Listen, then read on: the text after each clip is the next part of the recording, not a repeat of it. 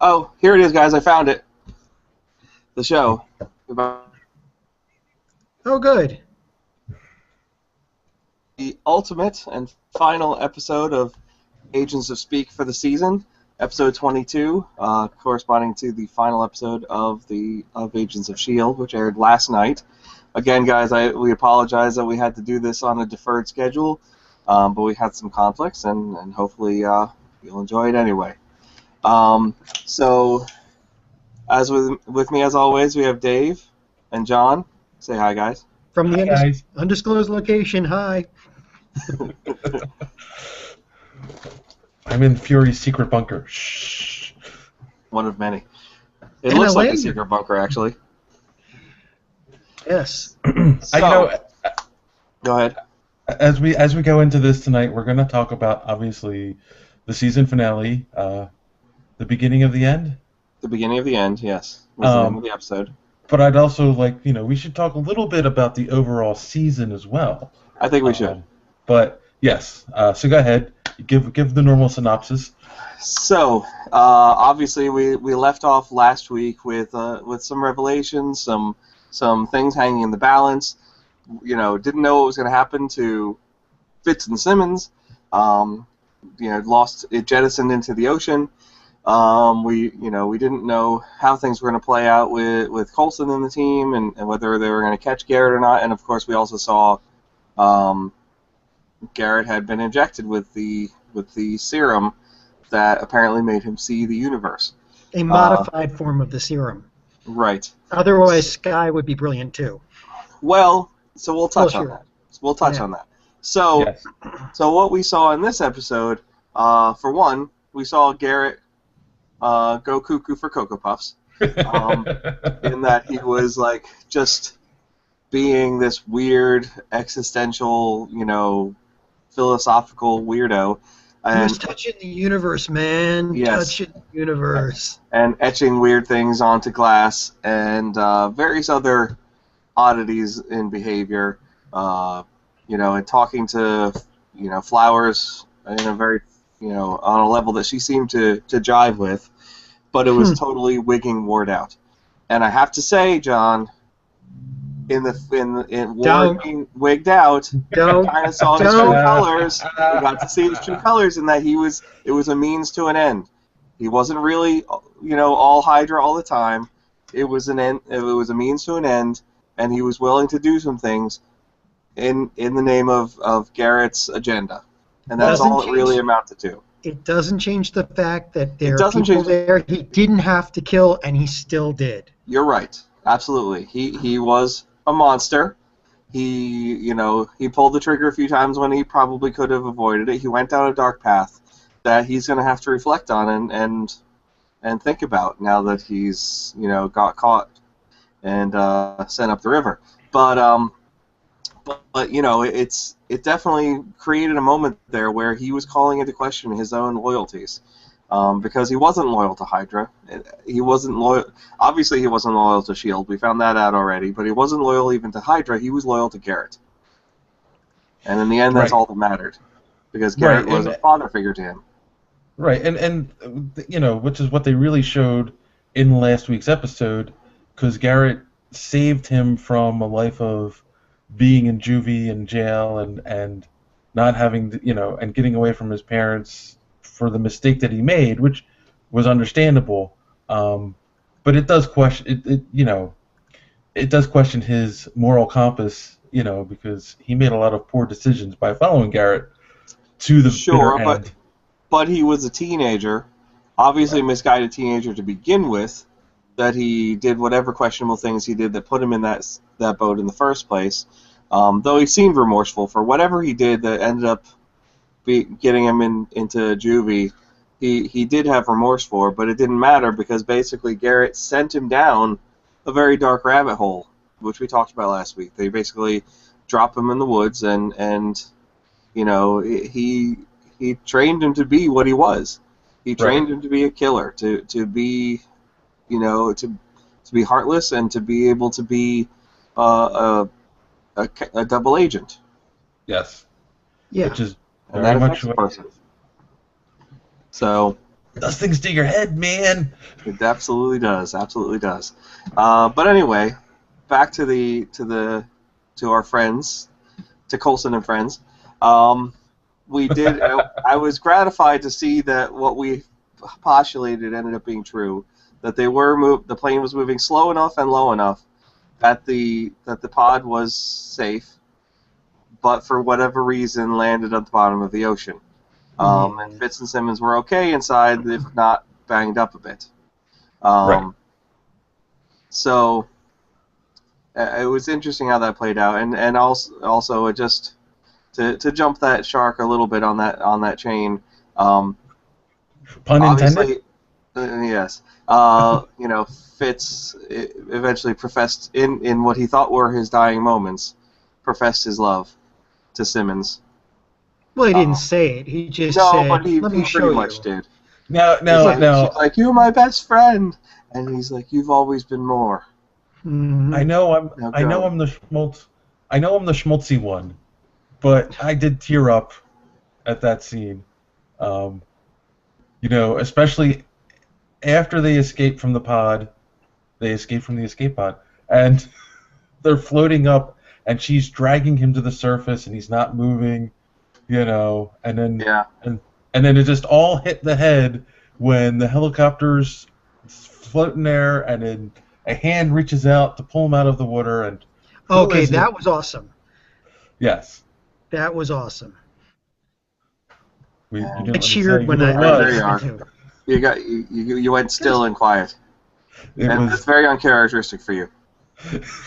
And Mr. Fury pulls him out of the water, out of the ocean.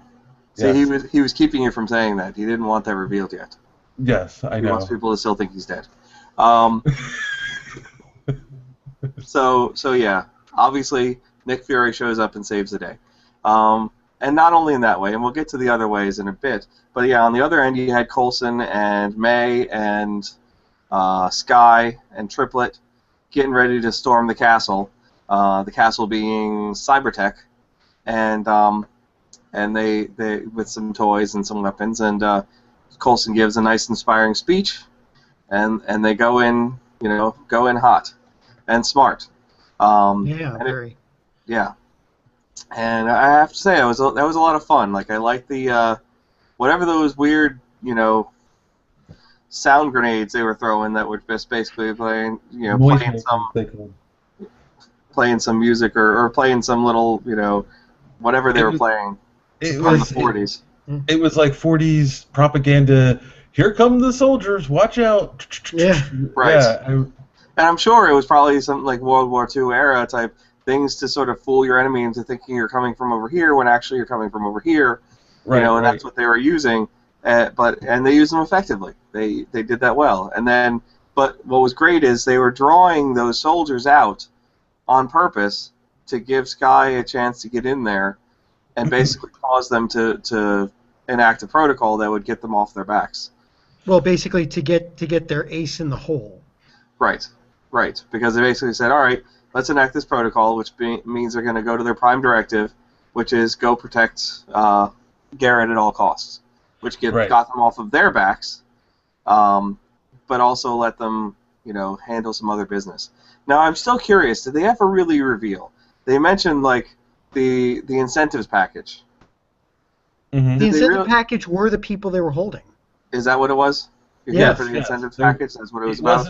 Right. It was like, these were brilliant people that were... and they had a way to keep them there working, so they would kidnap somebody from their family to say, and that was the incentive package to work there. Yeah. I liked two things you glazed over, two moments that I really liked in the episode. One, when Coulson turns to Triplet and he goes, "Did you bring the noisemakers?" And he goes, "I bring the funk wherever I go." So, like, that was a moment that really made me like Triplet more. Bringing the noise, bringing the funk. Right, bringing the noise, bringing the funk. And then when Sky and May are in the room with the head of Cybertech, mm-hmm. and he goes, and she goes, "Oh, so you're going to bring them back to their prime directive?" And he's like, "Yes, that's exact. Wait, It was just like one of those moments that was like just so perfect. Like, Yeah, duh, you did exactly what we wanted you to do. You know, like you're supposed to be this brilliant computer guy, and you did fell right exactly into our trap. right. Yeah. So yeah, that was some great scenes there. Let's see. So then the follow through on that, we see Ian, Quinn, and Flowers get shuffled out stage right with Gravitron, and we so find out that Flowers is something different. she's definitely got something unusual about her, but it's not 100% clear what it is. Well, she's like Sky. Maybe. Well, we'll get to that. That's for later on. So they go, like I said, off screen with the gravitonium or whatever the hell that stuff was, and we don't see them again until later. And then we get to the core of the fight is them as Coulson and friends converging on Garrett and on with Deathlock and Ward. Right. And of course we get the obligatory Ward and May, ass kicking scene, which was awesome, just brilliant. And I think the introduction to that was brilliant.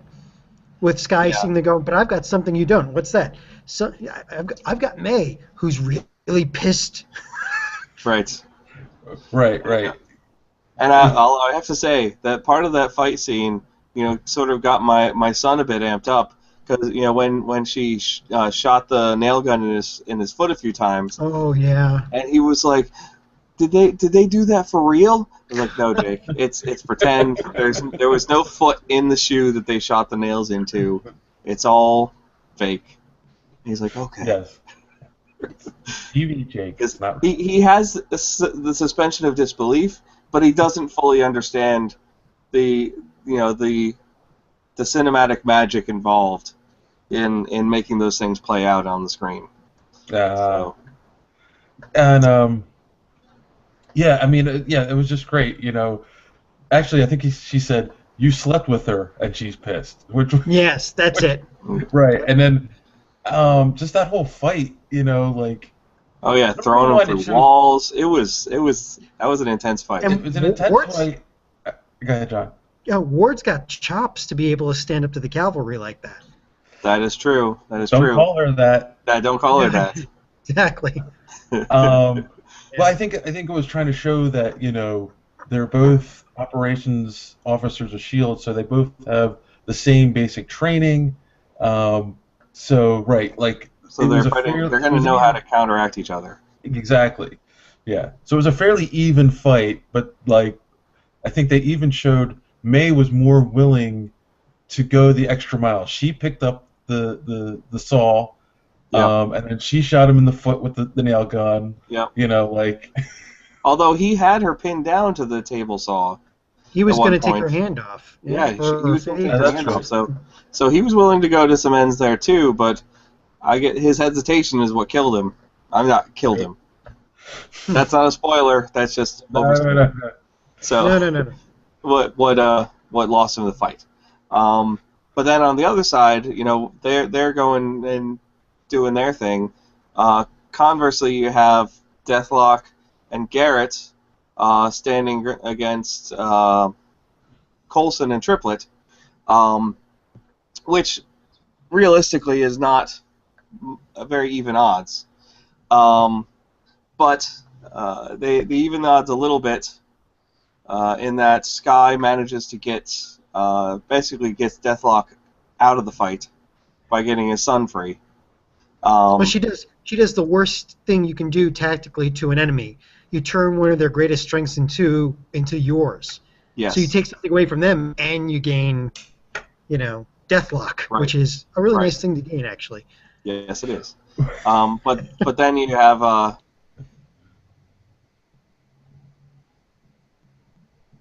by Garrett, and of course who's standing there, waiting in the shadows, is Fury. And and I loved how nonchalantly he plays that off. He's like, "Hey, you look like you could use a little help," and yeah, and he's like, "Yeah, we're gonna have some words later about that whole. He's like, I went to a lot of trouble to bring you back from the dead. It's like, yeah, we're gonna have some words about that later, and they're not gonna be softs. And he's like, I'm okay with that, but right now it seems like this guy needs a. What did he say? He's like, he needs a kick in the head, and this gives a really good kick. Now that was the thing, like that whole scene with Fury and Coulson. Number one, it's a lot of the comic relief in the episode, just the banter between the two of them. It's your classic superhero banter. It works well in the episode. It comes off as a very comic book esque type scene through the whole thing. And I pointed this out to you earlier, Ben. I mean, that's the most comic book move I've ever seen in a show, where he's like, and I think this will do the job, and he comes out from behind and pulls out this giant gun. It's like, right, where it's was he very holding that? cartoon. He's like, Acme weapon. You recognize the gun, don't you? Yeah, it's a destroyer gun from the Avengers. Right. The one he used to shoot Loki, yeah. Right. So he takes it and turns it on and blows him into the wall. Right, but it was just like, where did he pull it out from? Is he was standing by the corner. He could have been, nonchalantly holding it around the corner. He came prepared. But it made me smile. Yeah. Some interesting blocking there, as if it came out of nowhere. So yeah, I thought that was great. That was so much fun, and obviously that took him down, and then Deathlock stomped him. At which point we sort of had the impression he was dead. My son definitely was like, are we going to see his head? I'm like, I don't think so, and I don't think he wants to. But then they showed his head. Well, yes, they did, and it wasn't so bad. And then that was the start of the happy ending at that point, which was great. He was dead. He just got better. Right. There is that. So they show him being put into a box there on site by a team of soldiers, and they have those sort of aside type moments, and then the Nick Fury and Coulson moment where basically he's reaming him out, where he's like, I can't believe you went and used this thing that was meant for that specific when I specifically told you that it was too dangerous. And he's like, yeah, I know. It was only meant for an Avenger. And he's like, and I used it, and that's how I used it. And which was nice, because it basically said he considered Coulson an Avenger. Which, well, we can answer this later, but it begs the question, is that also foreshadowing that Coulson will be an Avenger? Maybe someone we know. Well, they've already said he's not Vision. Right. Because we have someone else who's going to be Vision. Supposedly. So yes, that's a good question. Is he going to be a different Avenger? So there's that. I don't think so. Maybe not. It's a nice speculation. But Coulson has definitely become a character unto himself. True. But he's the heart. He is the heart, and actually, that's the moment where I was a little choked up, is when basically Nick Fury said we need to rebuild it, and who better to do it than you, and basically made him director of S.H.I.E.L.D. and what better resolution can you have to that whole storyline than that? Right. So yes, and but that's another. I mean, it's a very open-ended question, and we have a lot of time to wait and speculate. But we do. They ended it with S.H.I.E.L.D. being looked at as a terrorist group by the U.S. government.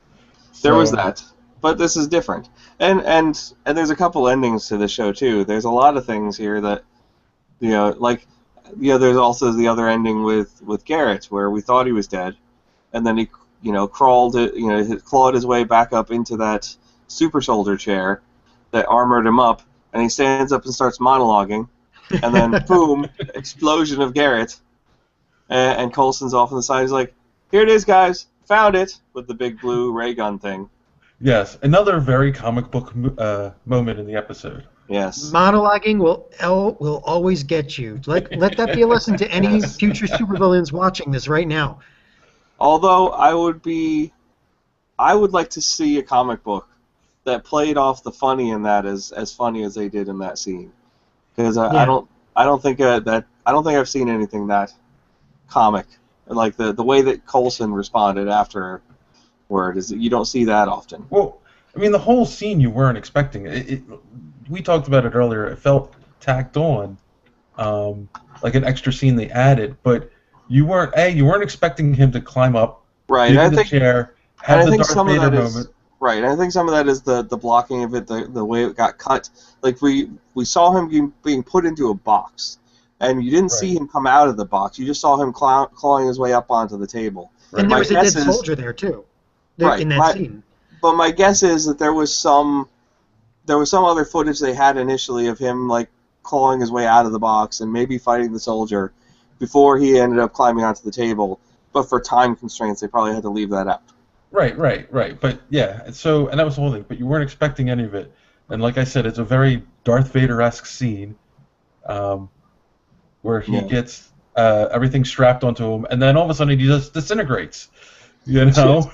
I don't And know. then and out of nowhere, and then they showed Coulson with the ray gun. So it was like, it was just Yeah. brilliant all the way around. So close. So that's one of the. So like I said, they had multiple endings. There was that one. There was the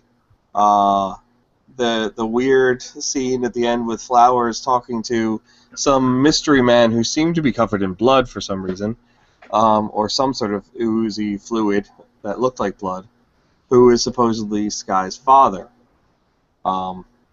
So that leaves me very curious on what to expect from next season on that end of things. You don't think that could be the Mandarin, do you?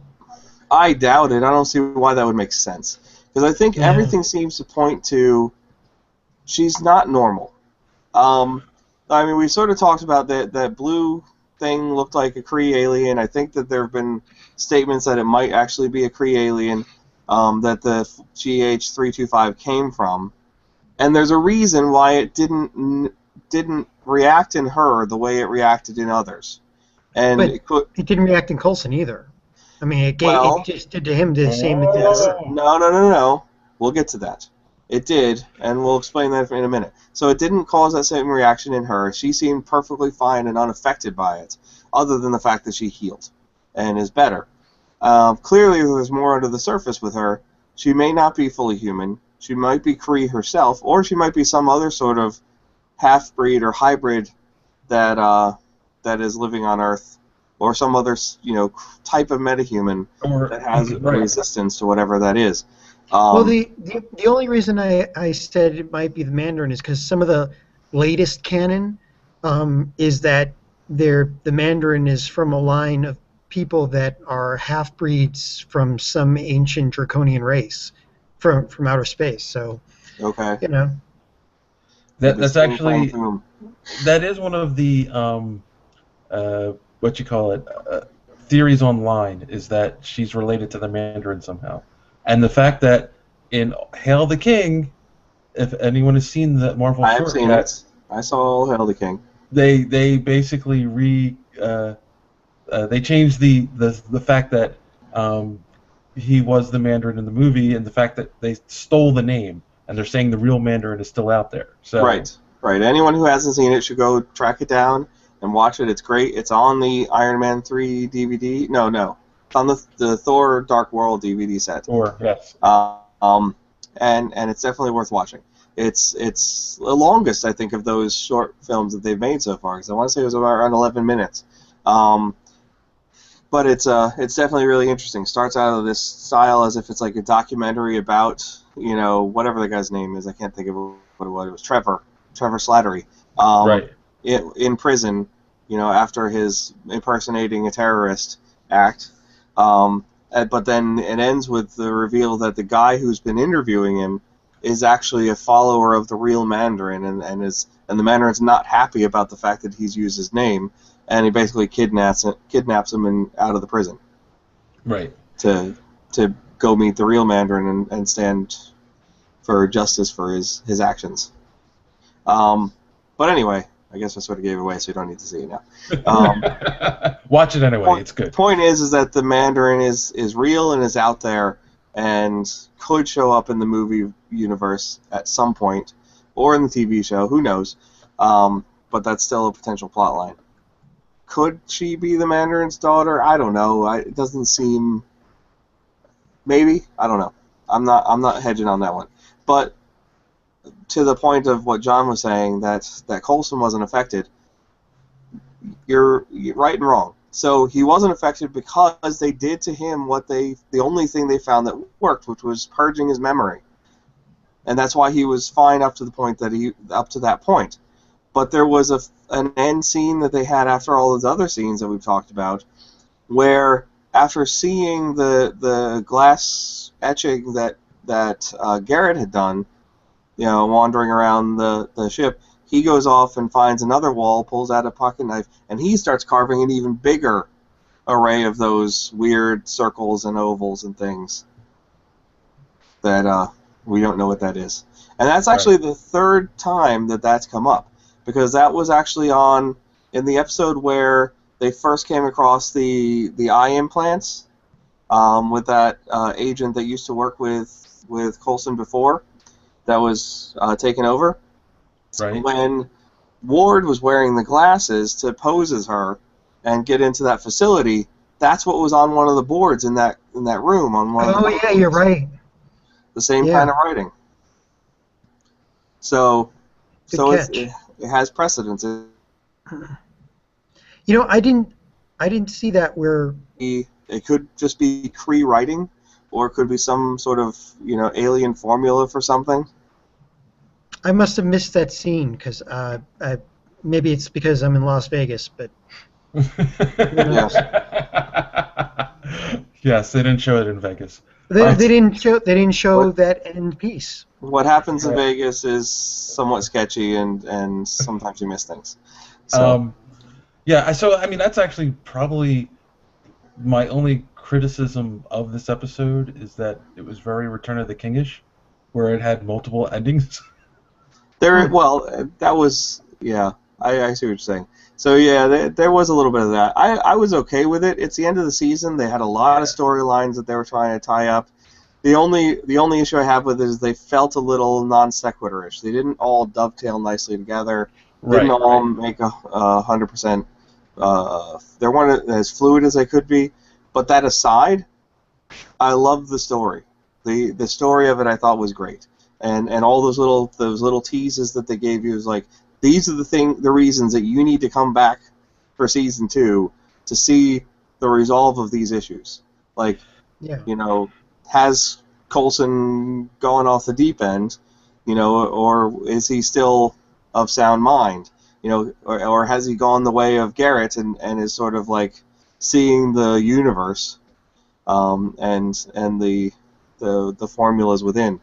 And what is the origin of Sky, which we've been asking ourselves most of the season already, but they're definitely getting, treading further and further down that road, down that rabbit hole. Yeah, no, definitely, and now it's one of those typical have to wait all summer before it comes back and we get any answers to anything. At least we know that when we come back, there will be something to answer things. You and I know we've seen plenty of shows that got to that canceled, not coming back. Yes. So, Alphas, for instance. Firefly. Well, Firefly wasn't a cliffhanger though. Yeah, they just true. got shot dead in their prime. So. Oh man, yes. So yeah. Oh, and we might as well take the moment to mention that for those who haven't heard yet, which if you're living under a rock, you wouldn't have heard, that Agent Carter will also be premiering next year, or this fall. So this fall we can look forward to, well, not this fall. This fall we can look forward to Agents of S.H.I.E.L.D. coming back for season 2. They're moving it to the 9 o'clock time slot instead of 8 o'clock, and they have greenlit Agent Carter, which will be a throwback 40s, 50s era show following Peggy Carter, who worked with Captain America in the first Captain America movie, which she also had a Marvel one-shot. I think called Agent Carter. That was on the Iron Man 3 DVD release, where she kicked ass and took names. So this will follow her adventures of founding S.H.I.E.L.D., but that's going to be a hiatus show. That's going to be an interstitial show that plays whenever Agents of S.H.I.E.L.D. is on hiatus. So probably during the winter break, maybe some episodes in the spring break or summer break. Okay, so it's not like a full 22 episode. No, it's a 13-episode season. Okay. So it's a British season, basically. yeah, essentially. Well, she's a British chick, so it makes sense. Don't call her a chick. She'll kick your ass. Right. Oh, I'm sorry. They were She's called a broads back then, Dave. Oh, come on. Broads. Come on, man. We want women to watch this. We just lost our one female viewer. What are we going to do? Nice. He wasn't listening that much anyway. So yeah. So it's... So yes, no. Honestly though, Agent Carter kicks ass, and I will be so happy to see that realized in a show. But there's so many things they can do with that. They can, they've teased some of the weaponry that they could be inventing. In the last episode, the suitcase, the stuff that Triplet broke out. I think we'll see all those things come to fruition under via Howard Stark inventing them. And who knows what else? Maybe we'll see some of that intrusion of HYDRA into S.H.I.E.L.D. in those early days, and have some questionable agents part of that early team. So plus we also did see her in Captain America 2, and there was precedent that she had children. So I'm curious if they'll touch on that at all. Like, you never saw a husband in any of those pictures, so you don't know who she had those kids with. So I'm curious if they'll touch on that in some form in the show as well. There you go. And it'd be interesting to see, when it takes place exactly, and will they show at some point a young Tony Stark? Maybe, but I think you'd have to sort of figure out chronologically where that fits. It might be too early. Like, let's see. So it's, at most, it's shortly after the end of World War II, right? Right. Which is late 40s. Tony Stark, is what? Assuming he's the age of the actor, Robert Downey Jr., how early could he have been born? He wasn't born that far back. He was born maybe in the 60s. Right. So it's not likely that we're going to see a young Tony Stark, per se. All right. But who knows? It would be fun. It would be fun. So yeah, everyone in our audience will be looking forward to listening to us here talk about those things in the fall, in one form or another. And there's plenty of, and if that's not enough, it seems like there's a whole slew of other superhero-related shows slated to show up next fall. Yeah, but when they come back, the first episode is going to be them with a bunch of brooms cleaning up after Guardians of the Galaxy, right? Yes, yes, it will. So, look, it's a bunch of stuff falling from the sky. Yes. Get your brooms. Where did all this raccoon hair come from? Yeah, oh God. And tree bark. Go figure. How much can that little thing shed? Yes. We have Gotham, Flash, Arrow continuing. Lots of superhero shows. And these two that we just talked about. There's also some other comic book related shows coming out. iZombie, Constantine. Constantine, I can't wait to see. We're going to be watching a lot of TV come this fall, guys. Yes, we will. I think we may have to convert this show to just watching us watch the TV shows. That'll work. That's all we'll have time for. Yeah, I think so. Yeah. Sounds like a plan. What do you guys think? It'd be Agents React. That's basically. So. Anyway, any other thoughts or speculations on what what they may be teasing with this episode, or what might be coming next season? No, I think um, they answered. They ended enough storylines. Like they ended the Ward storyline. Um, they ended the Fitz storyline where he finally admitted his love. That's a Yeah. question mark. Where's he? Because they said that he was injured in that escape. Right. And what did he say? He They, broke both his legs in the same place he did when he was a kid? his arm in both Oh, his arm. places. An arm in two But places. the problem was that his brain had been without oxygen for a very long time, like 10 Right. minutes or something, which Was is it that long? I didn't think it was that long. But it was long enough that he could be affected by it. But you figure they're on the hiatus to the fall season. They'll probably have a natural passage of time. So where they pick up isn't going to be right off the heels of where they ended. They're going to have Right. some progression of time between there, and there'll be enough for them to explain that Fitz is better now. But maybe not 100%. Maybe he's still a little, affected, but not, maybe his IQ dropped, 10 points from the 200 level that it was already at. yeah. So, Hell, oh, there is something we didn't talk about. oh yes, The clone. that's right. And maybe, and I have a thought about that. So we saw at the end, they ended up at yet another secret bunker. One of Nick Fury's seemingly Endless supply. endless supply of secret bases that have no designations because they don't exist officially. And we saw Patton Oswalt, but not as Eric Koenig this time, but as Billy. Same spiel about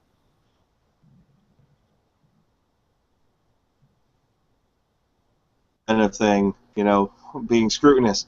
And so, yeah, you wonder, are they clones, or is this some sort of, or are they twin brothers, or is this some sort of hint at life model decoys? Right. And the way he reacted too, like, oh yes, Eric is dead. Yeah. Sad. And Yeah, then like, he was rather nonchalant about it. right. Like, So if it was his brother, you think he'd be a little more you upset. would think so. So, Yeah, I so it know. makes I look just like my brother, who unfortunately is dead. yeah, it But makes you but think more but he gave clone or yeah, but he gave him the same line too. Oh, yeah, it's here. You can have a lanyard right now. The rest of you are gonna have to go through me first. Yes. I love that. very clonish type behavior. Oh, Yes, or life model decoy. Hmm. Right. yes. He could be organic with a positronic brain of some sort, Ah, grown in a lab. So, maybe a prototype of Vision. No, because that that'd be if kind that of a were the case, short, stout vision. Ward would not have. Yeah, Ward would not have been able to take out the first one. Right. He had If to be that were a organic prototype. enough that stabbing him and making him bleed would kill him. I said And then Ward prototype, wouldn't notice guys. anything weird. Prototype. Yeah. The So, alpha version. yes. What prototype of Vision starts with a flesh version? Come on. That was the version they don't talk about in the comics because it was kind of creepy and a bit wrong. Yes. So, but yeah, that'll be an interesting mystery to unveil. It'd be funny to find out if he went through the same set of questions on the lie detector to validate them, and if they would I'm answer sure the he same did. way the second time. No, they learned their lesson the first time. Yeah. Yeah. So, So yeah, it's. I am looking forward to the next season, and Yeah, so he's now the director of S.H.I.E.L.D., which doesn't officially exist or is recognized as a government agency. right. So what exactly is he director of? Because what authority does Nick Fury really have to make him director of anything as a dead person and a fugitive?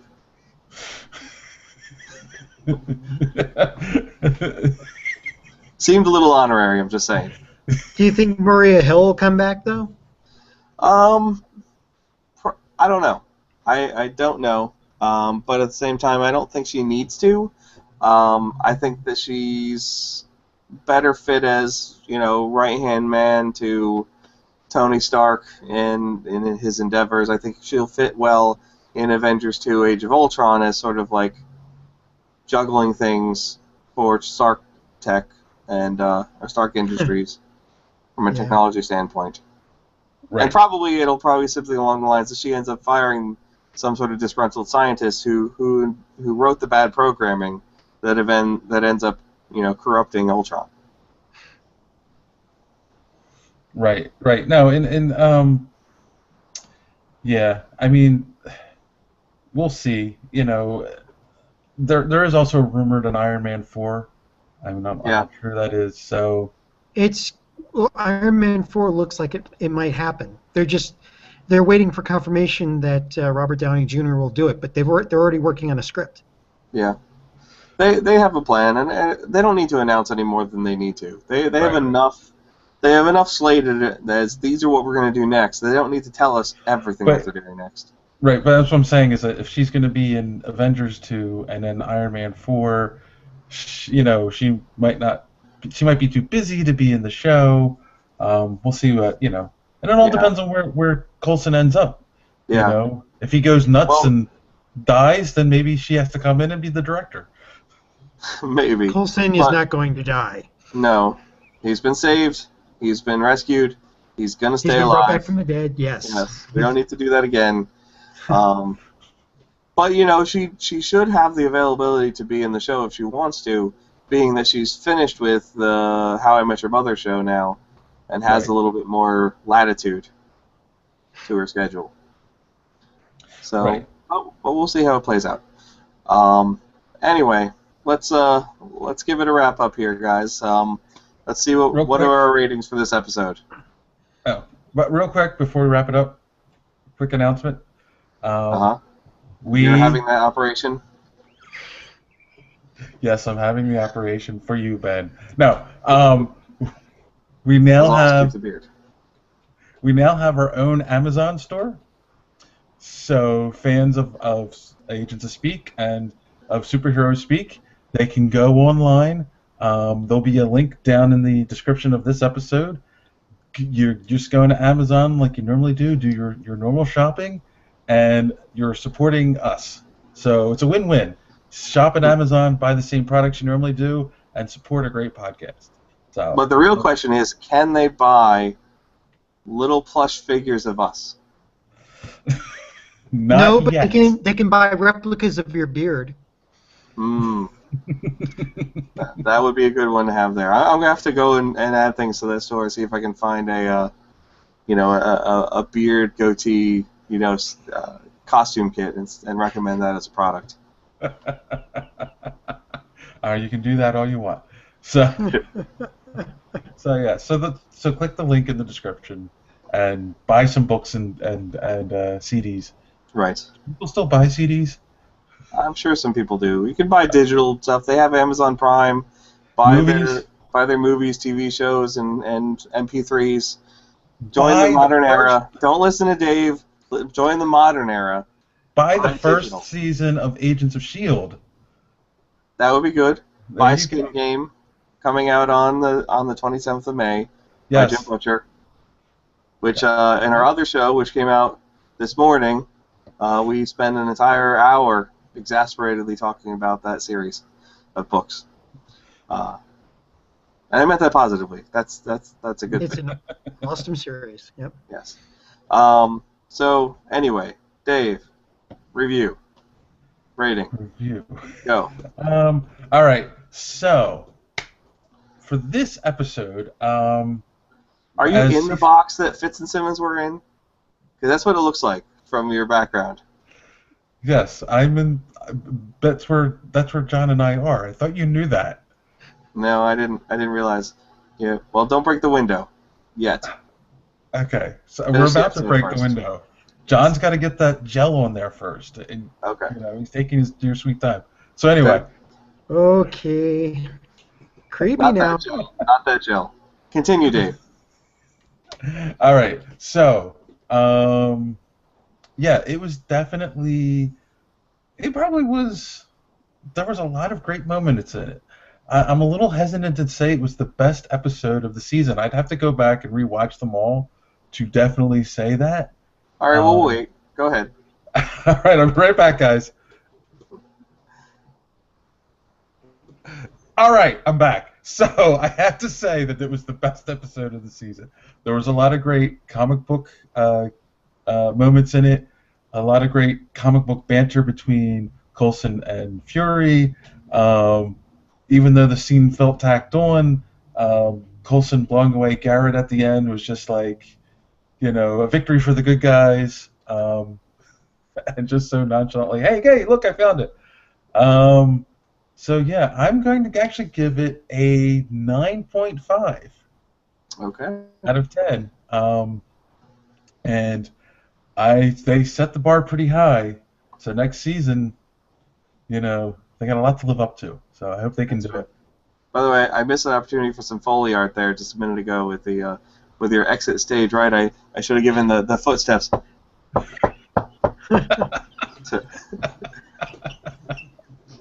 Anyway, there's not a lot of room in this pod, so that's true. So, John, let's move on to you. I'm going to go with a 9, and I'll tell you why. Okay. Because it's a new series. We're only in the first season. This is Joss Whedon, and he has a history of, as his series get older and more characters introduced, he gets to where the season finales are, basically kill them all, let God sort them out, reunions of big characters and stuff from all over the place, and you get a lot more interesting than this one is. This was this is one of the best episodes, and it did the series proud, the first season proud. But I think the season ending for like 2 and 3 are going to be even better, and then better than that, because they'll have more to play off of from the history. That's me. Okay. I will point out, though, this is technically not a Joss Whedon show. It's a Jed Whedon show, and his wife Marissa, who have been very heavily involved in Joss Whedon shows for a decade. But technically, Joss isn't sitting behind the director's chair or making the editorial decisions here, or even writing the episodes. Yeah, but tell me that scene with Coulson blowing him away and then walking away going, I think I found it. Don't tell me that didn't come from Joss. Come on. It has a similar voice, but that could just be because his brother has a similar set of sensibilities. And has been working with his brother long enough that he's mimicking a bit. So I'm willing to believe that Jed Whedon is parallel enough and smart enough to come to those same types of conclusions. So, all right, I'll give you that, but still, it goes that the longer the series runs, the more they'll have to play off of in the season finales. So, but again, I'm giving it a 9, and definitely see it, and it was good. If they're getting to this point in the podcast and they haven't actually seen it yet, I worry for the people who are watching this video. Oh yeah, spoilers, people. Spoilers. Yes. I worry for anyone who watches us, but that's another story. Well, that's a whole different ball of wax. I'm just saying that if he's recommending to go see something that we have completely spoiled the plotline of, then I think we've sort of cart horse problem there a little bit. But anyway, I'm gonna agree with Dave. I'm gonna go with a 9.5. Again, I probably will almost never give a 10 on any show ever, because I hedge. I leave that little bit for it to be completely thrown off my seat. I would say if I were reviewing things, the only thing I would give 10 capes to was the end episodes of each of the seasons of Dollhouse. Those were amazing. The Epitaph episodes, where it jumped in the future. That aside, not going down that rabbit hole right now. I'll give it a 9.5. I thought it was great. The tone was fun. It was a little dark in spots. It was a little bloodier than I expected with the kids, but which I can see why they might move it to the 9 o'clock time slot as a result. But I definitely I thought like I said, the plot points were great. The resolutions were great, and yeah, the multiple endings were a little bit choppy, but I think a lot of that was just time. You know, they were running long. They cut things a little bit short to fit everything in, and I think they made it work. So I'm a fan. So that's what I got. All right. Any final thoughts, guys? The interplay between Coulson and Director Fury is awesome. It always is. So Yes. All right, John. We're gonna blow the blow the hatch. window now. We're gonna blow the hatch now. I have I have an oxygen thing, but it's only enough for one breath. I need you to take it because I've Okay, always loved you, John. cool. All right. It's a good thing I'm in Las Vegas. Yes. That's a big pod you guys are in. So.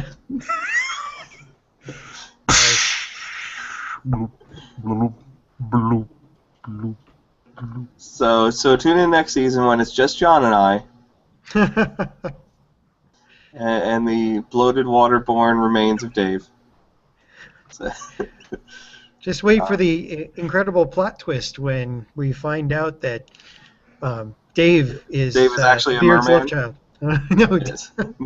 He's Namor's love child. Yes. I thought you guys knew that. Oh. Anyway, thanks everybody. Thanks for a great season and actually watching our show. And as usual, don't let your cape get caught in the door. See you next time.